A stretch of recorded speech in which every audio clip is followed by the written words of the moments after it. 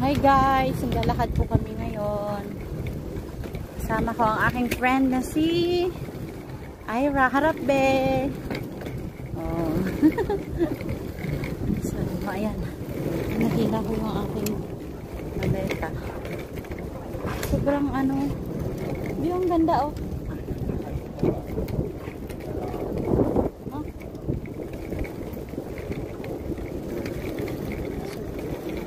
Cute. Ang cute.